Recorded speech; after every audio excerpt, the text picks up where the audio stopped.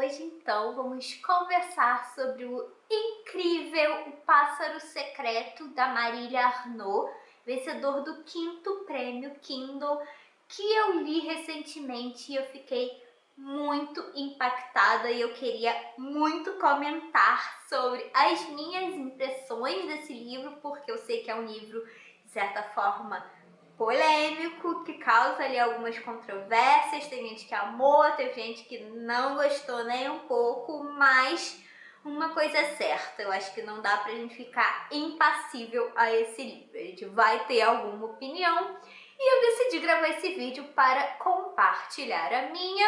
E eu acho que não dá pra falar de Pássaro Secreto sem dar spoilers, então eu vou dividir esse vídeo, né? Eu vou comentar no início as minhas impressões, vou dar uma sinopse breve, vou contar o que eu achei, como foi a minha experiência de leitura de um modo geral, e no finalzinho do vídeo eu vou deixar avisado e eu vou comentar sobre o final desse livro, porque, meu Deus, que final! Então, se você tem interesse em saber mais sobre esse livro que está causando tanto burburinho assim no Bookstagram por aí, se você quer saber a minha opinião, se você não conhece o livro, mas ficou curioso e quer saber mais, continua assistindo esse vídeo, já vai deixando o seu like para não se esquecer de fazer isso no final. E é claro, caso seja novo por aqui, se inscreva para não perder nadinha. Então, bora conversar sobre o Pássaro Secreto. A premissa do Pássaro Secreto já é bem peculiar, né? Porque a gente vai ter a Aglaia, uma menina lá dos seus 13 anos, no auge da sua pré-adolescência, cheia de questões, cheia de problemas próprios da idade, mas que também ela tem que conviver com problemas que não são tão comuns assim na idade dela, né?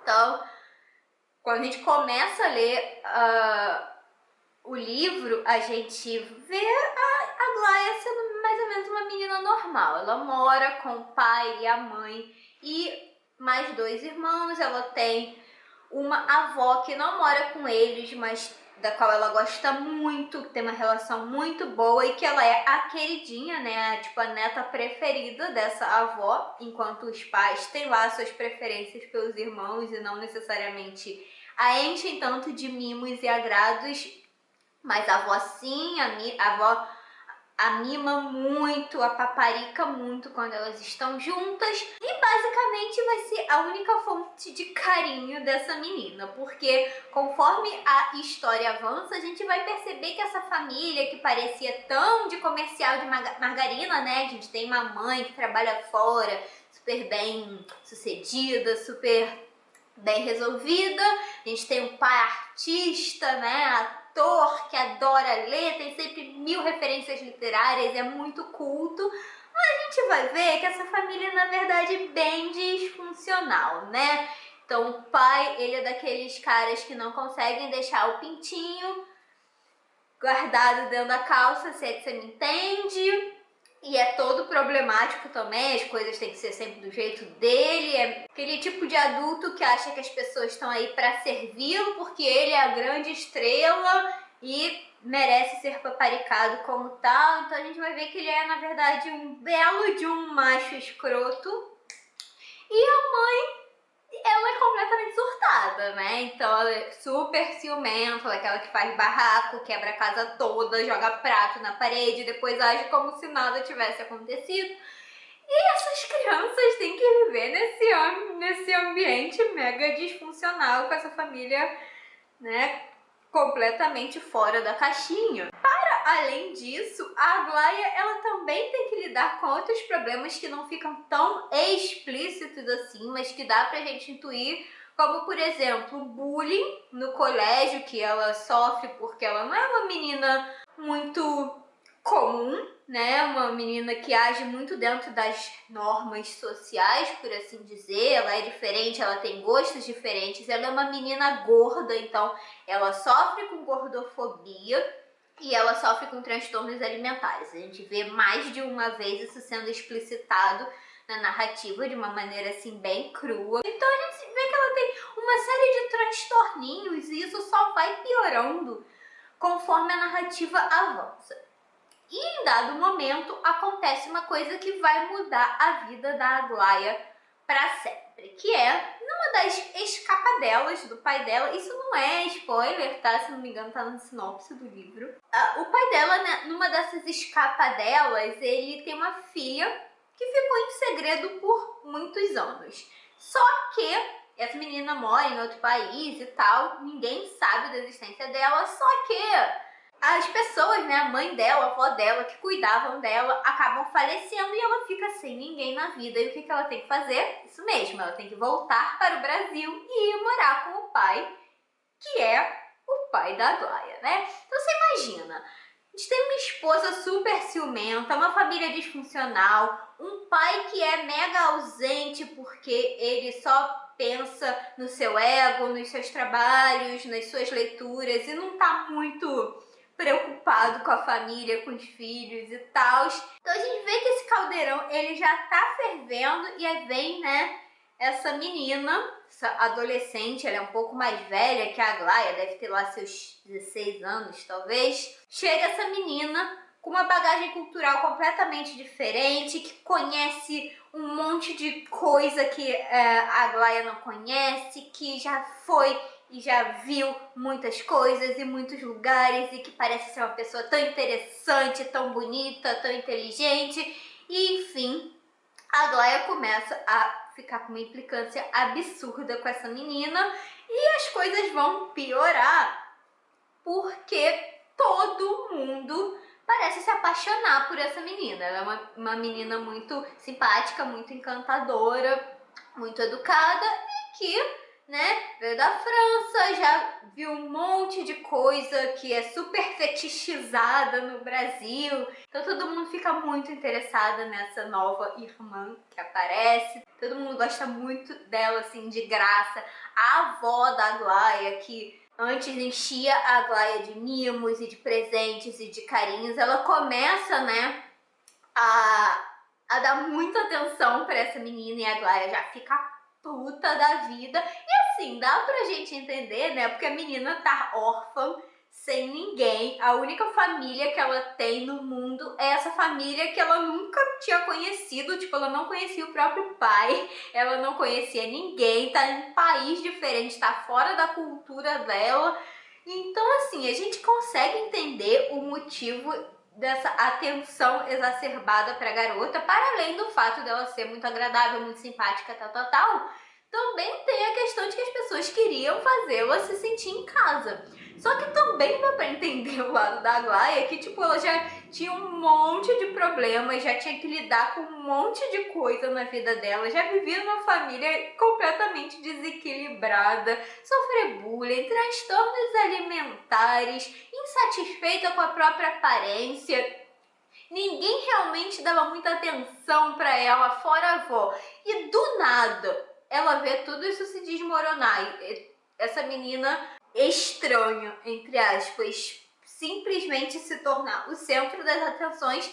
Dá pra entender o que acontece com ela. Só que isso vai escalando de uma maneira absurda, né? Então, a gente começa a presenciar a Aglaia se vingando dessa meia-irmã. E as vinganças dela também vão escalando, né? Vão aumentando progressivamente de gravidade. Então ela começa, faz uma coisinha, meio que não dá em nada. Aí na próxima vez ela já faz uma coisa um pouco pior.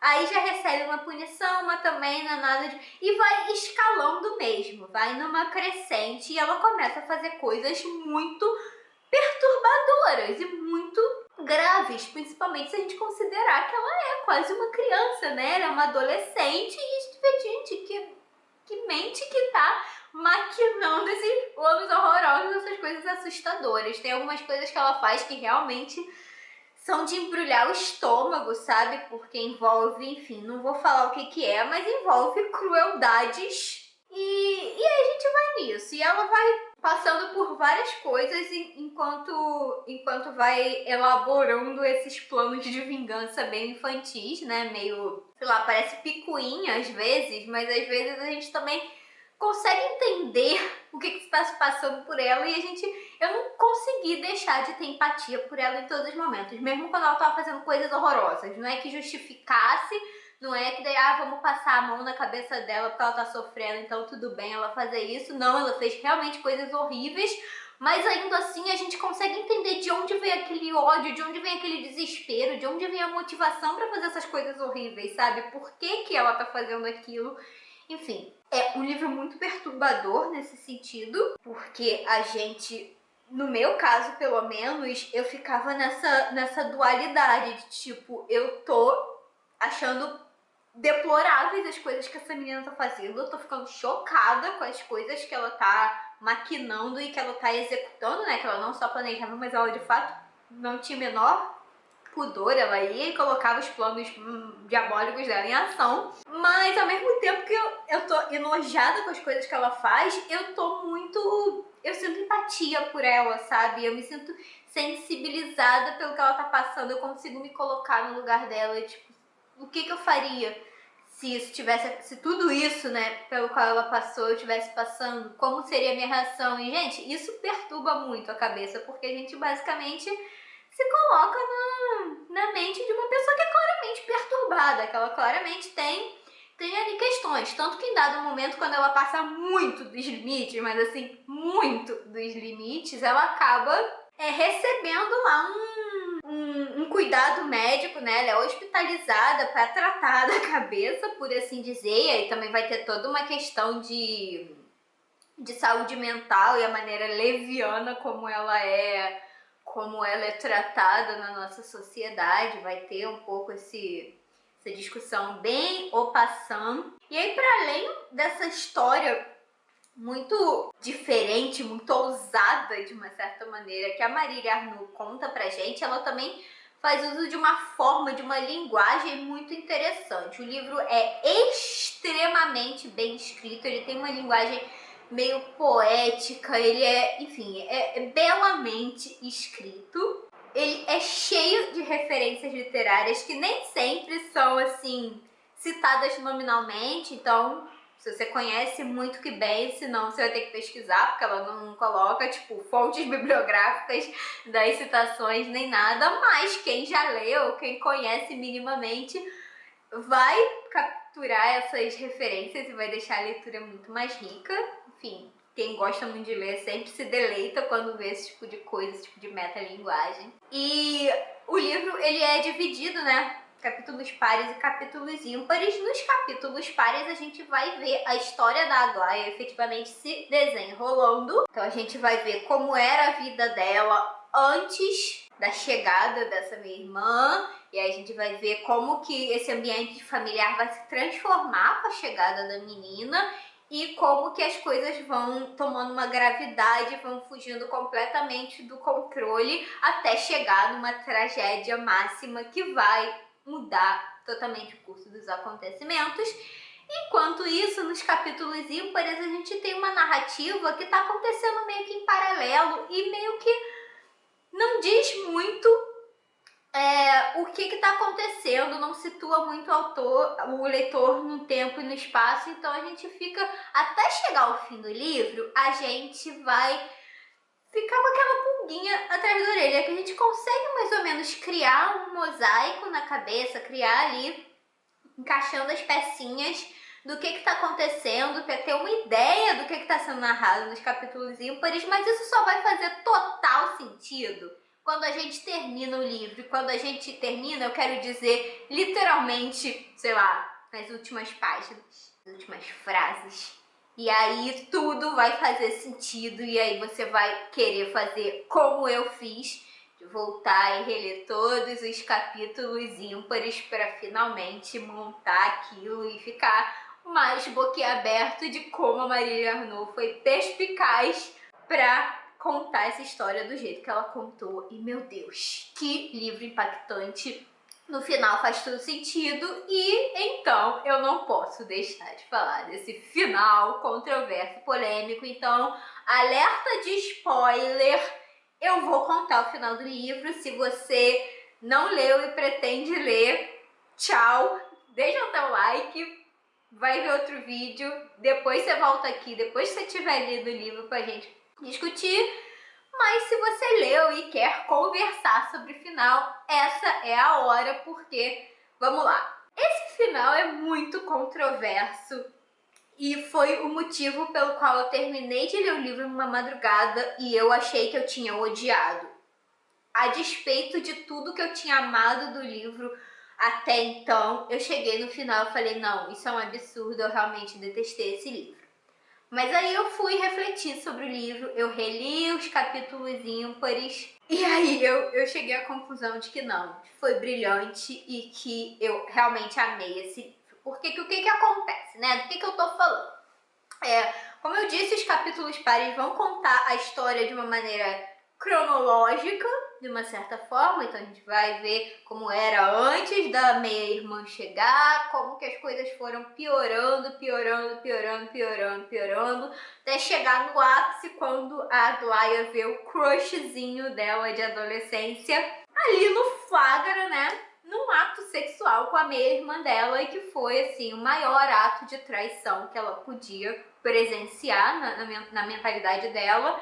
E isso a transtorna completamente, lembrando que ela já tinha sido internada numa instituição psiquiátrica, ela já tinha sido punida pelos pais de várias maneiras, então ela já não estava bem, e ela vê isso, e isso acaba completamente com ela. Principalmente porque, como eu falei, ela era uma menina gorda, ela era uma menina que sofria bullying, que ela provavelmente ouvia muitos comentários sobre a aparência dela, ela não estava satisfeita com a aparência, com o corpo, ela realmente achava que ela nunca ia passar por aquilo que a minha irmã dela tá passando, ela nunca ia ser amada, desejada, ela nunca ia pra cama com um homem, sobretudo com um homem do qual ela gostava, né, um rapaz do qual ela gostava.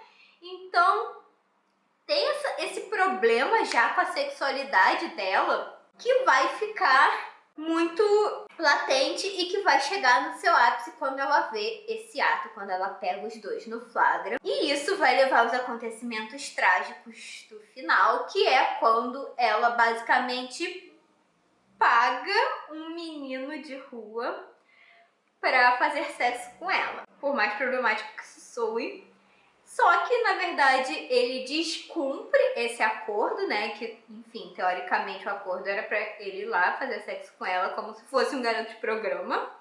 Mas ele chama os amigos pro rolê e acaba encurralando ela num lugar super ermo, super deserto. E ela sofre um estupro coletivo e o livro termina assim.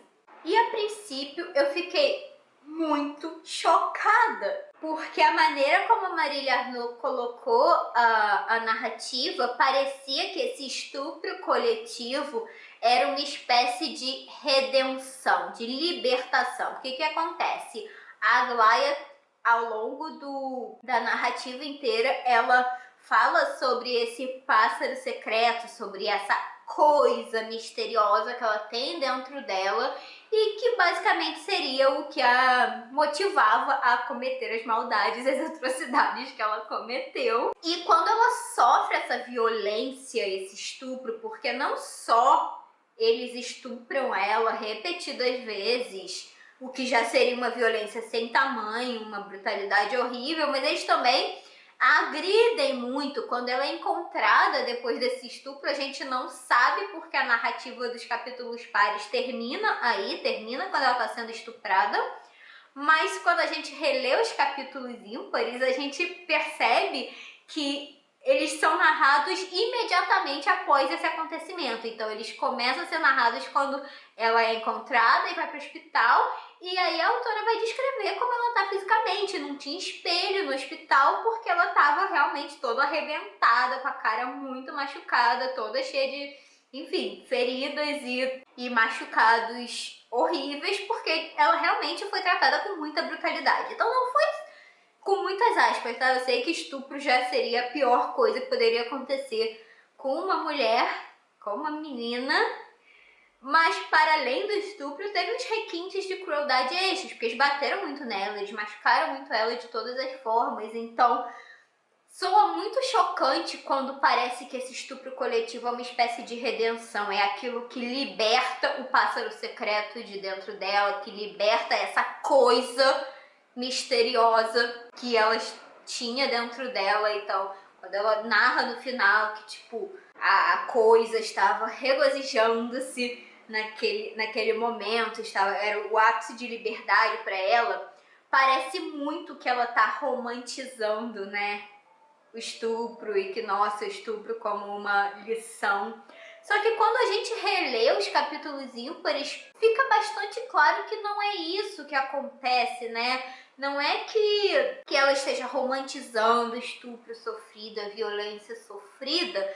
No meu entendimento, era mais como se a violência, como se o mal só pudesse ser libertado em face de uma maldade pior ainda. Era uma menina que já estava completamente quebrada, completamente transtornada, já não via nenhum sentido em absolutamente nada. A gente vai ver, vai percebendo, né, conforme o livro vai chegando no final, que ela de fato estava quebrada, ela estava existindo, mas não é como se ela estivesse vivendo, como se ela de fato tivesse consumida por essa coisa escondida, por esse pássaro secreto, por esse mal secreto, enfim, esse ímpeto de autodestruição e de destruição dos outros que ela carregava dentro dela. E me parece que quando ela própria sofreu uma violência desmedida, sem limites, que a gente não consegue nem imaginar como deve ser, ela não precisava mais, vamos dizer assim, ela não precisava mais se autodestruir, porque ela já estava completamente destruída, acabou ali, sabe? Como se a vida dela tivesse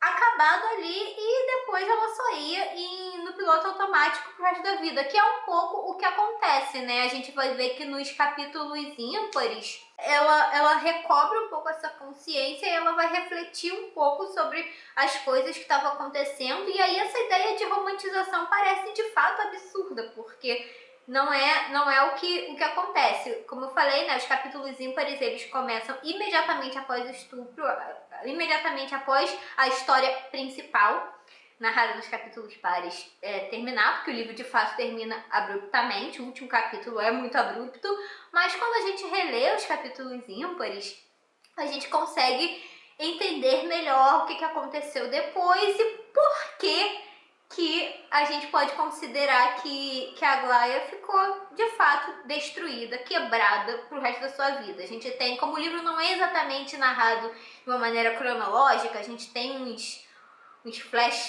forwards, a gente tem uma narrativa da Aglaia adolescente, depois meio que tem umas elucubrações dela lá pelos seus 40 anos, e a gente percebe que ela chegou à vida adulta, ela chegou à idade adulta, mas ela nunca se recuperou completamente. A gente vê que, mesmo quando as coisas começaram a melhorar, então, tipo, ela foi morar com a avó, que era de fato a única pessoa que cuidava, que se importava dela, vamos ser francos, e ela começou a fazer tratamentos, a cuidar da saúde mental dela. A irmã dela, que ela odiava, acabou voltando para a França, então esse empecilho da vida dela também desapareceu. E a gente vai ver que mesmo quando as coisas começam a melhorar, né, a entrar de volta nos eixos, ela já tinha sido quebrada completamente, ela já estava destruída. Então a gente vê que mesmo na fase adulta, na sua fase madura, ela não recobrou, ela não voltou a ser uma pessoa, entre aspas, normal, porque a normalidade nunca fez parte da vida dela e realmente ela sofreu um processo traumático muito grande que quebrou o último pedacinho que faltava ser quebrado, sabe? As coisas já não estavam boas e esse trauma serviu assim como a última gota de merda pro caldeirão transbordar. Enfim, eu achei o livro muito perturbador, eu achei que é um livro que a gente precisa refletir sobre ele ao término da leitura, porque não é um livro fácil da gente digerir, sabe? Ah, terminei o livro e fiquei de boa. Não, é um livro que continuou comigo por muito tempo, eu fiquei pensando sobre, principalmente por causa desse final, né, que é controverso, que a princípio eu não tinha gostado, mas então eu entendi o que a autora estava querendo fazer ali, e aí eu achei brilhante, e eu acho que esse é o meu veredicto final do livro, sabe? Eu acho um livro brilhante. Eu gosto da maneira como a Marília Arnaud construiu essa história com essa divisão dos capítulos, com a diferença da maneira como ele é narrado, porque os capítulos ímpares são completamente diferentes em estrutura e em linguagem dos capítulos pares. Eu gosto como ela construiu personagens extremamente complexos, que a gente ama amar e odiar.